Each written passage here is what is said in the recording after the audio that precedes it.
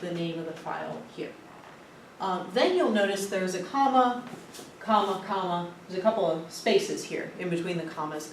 Those are for items that we don't need to provide because this is a univariate situation.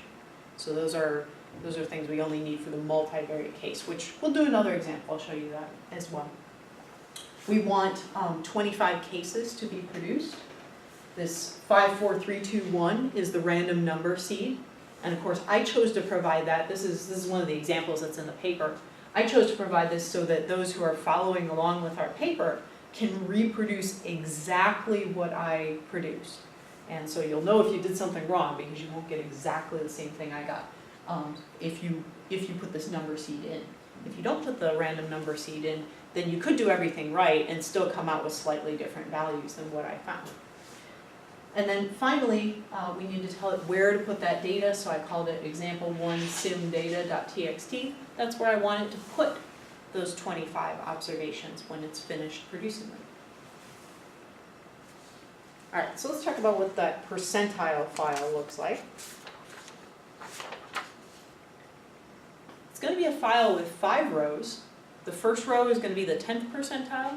The second row will be the 25th percentile, then the 50th percentile, then the 75th percentile, then the 90th percentile. And you can see it's a very simple file here because the number of columns is equal to the number of variables. So in this case, we just have one variable, we just have one column.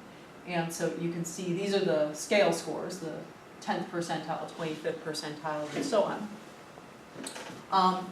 You can't tell here, but it's a space delimited file, so if I had another column of values, there would just be a space and then the next value. And we can't have any missing values because we need all 5 percentiles in order to do the calculations. So I go ahead, I submit this to SAS, and this is what I get out. This is what will show up on your screen. These are those coefficients, C sub 1, C sub 2, C sub 3, and C sub 4. These are the coefficients that are used to transform the normal data to non-normal data. Also, what you'll have is the output file with the 25 values. It was a little long to fit on the slide, so I didn't bother to put it on the slide. But we didn't feel it was too long to put in an appendix in the paper. So you'll see the 25 values. If you go take a look at our paper, they're in an appendix in the paper. So you can see that you've exactly replicated this example. Let's take a look at a second example. This second example is from the General Social Survey. And we obtained percentiles and Pearson correlations from the General Social Survey website from 527 respondents. And again, this is a situation where we're not able to access individually identifiable data, but I think it's the Census Bureau that runs the General Social Survey. They have a website in which they've set it up so that you can tell it which data you want, like which variables you want, which year of the social survey, and you can restrict it, say, to all men or all women. You can restrict the data set, but they won't let you access the individually identifiable records, but they will compute summary statistics for you. So I just went on their website, nailed down the variables that I wanted, which survey I wanted, and asked for the percentiles and the Pearson correlations for the survey respondents for those questions. And so I picked 2 variables. The first one was the respondent's age, and the second variable was part of a series of questions that asked how much money or cash equivalent of property they had contributed in each of these areas. And the second area, B, was education. So how much money have you donated for the sake of education this year? It was the question essentially. And we want to simulate 1,000 responses to these 2 variables with their non-normal data distributions and the replicating the correlation that was seen with the actual respondents in the survey. So here's the percentiles file. Again, we have 2 variables. So this first variable is age in years, and so you can see 10th percentile is 27, and then the 25th percentile is 33, 41, 48, 59 years. And then this is the cash equivalent in dollars of how much money they had contributed to education. in the past year. So we got $15, $25, $90, $180, $600. And again, notice this is a space delimited file, so there's just one space in between the numbers in the two columns. Our macro call looks like this. We're going to submit this to SAS. First of all, we're telling it that we want 2 variables to be produced. We tell it where this percentiles file is, the example 2 percentiles file. Next, we need to tell it where the correlations file is. I'll show you the correlations file next. It's on the next slide. The 1 tells us that we're dealing with specified Pearson correlations. The 1000 tells us that we want to simulate 1000 cases. This 7654321 is just a random number seed. And then finally we tell it where we want the simulated data, those 1000 cases on 2 variables, to be placed. I want it in the ex2 simdata.txt file. All right, I promised you we'd talk about the correlations file because this was not applicable in the last example. Now it's applicable. Since we only have 2 variables, it's actually a very small file. Again, it's a space delimited ASCII text file, type of file that you would open up with Notepad or WordPad.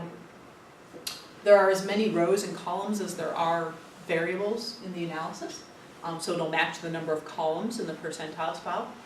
And it doesn't matter with 2 variables, but if you had 3 or more variables, it would matter. The columns need to be in the same order. The variables need to be in the same order as they are in the percentiles file, because the algorithm is going to match them up that way. Our correlations are arranged in a full symmetric matrix, so we have the 1s on the diagonal. It's going to read it in that way. And again, no missing values. If we go ahead and submit this example to SAS, the output will include the coefficients for the transformation. So here are the polynomial coefficients for the first variable and for the second variable. It will also show us what those intermediate correlations were. So in this case, the intermediate correlation was about 0.13. Again, the transform data is too long to fit on a slide, 1000 cases. But I put some summary information here. We have summary statistics. These are the percentiles for the transform data. And then here's a histogram showing the distribution for age, and then the distribution for total education donations for that past year. And I can tell you that the correlation between the 2 variables that was reproduced was 0.0847. So it's not exactly matching the specified correlation, which was 0.10, but it's coming close.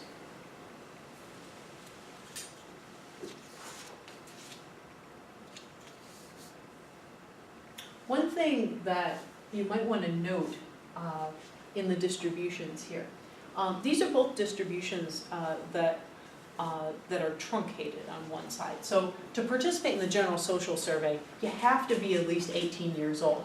And you'll notice that with 1000 cases, we did get a few cases that were less than 18. And so at the user's discretion, if those are not relevant cases for your situation, those could be dropped.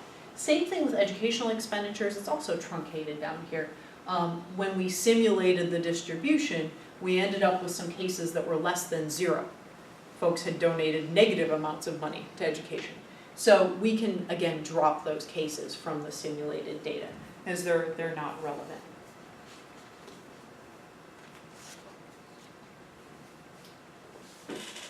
So there we have it, the multivariate percentile power method transformation. It is able to match specified non-normal distributions when we do not have conventional measures of skew and kurtosis, but we do have percentiles. It also performs better than the multivariate conventional power method transformation in matching non-normal distributions, especially for the smaller sample size. And finally, it has the unique closed form solution for the polynomial coefficients. Again, the SAS IML macro is available on this website. Also the instructions for how to use the macro, as well as the examples are available in the paper. And again, this is the same URL that's at the end of the abstract for this talk, so you all have access to it. Again, thank you for inviting me. It's been a pleasure to tell you a little bit about this work.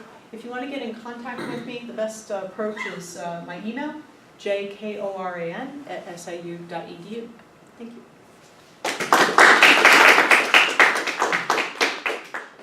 Do you have any question for Jennifer? Are there some restrictions on the distribution to be able to simulate it well? There are. What kind of restrictions? Well, the polynomial has to have a first derivative that first of all exists, and second of all is greater than 0. So that's a restriction. And you see that, if I flip back here, you see that with the boundary conditions.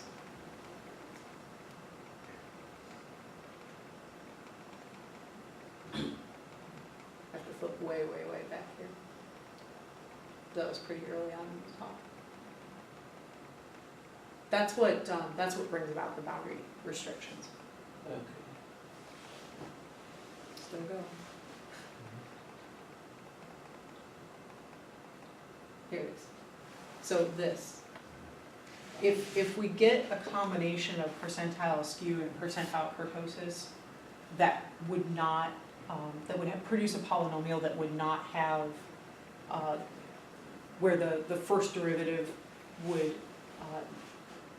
not be greater than 0 or would not exist, then we end up out here, and it's not going to work. Okay. I'm trying to think whether there were other restrictions. That's the major one. Any other questions? Okay, let's thank you, Professor Cohen.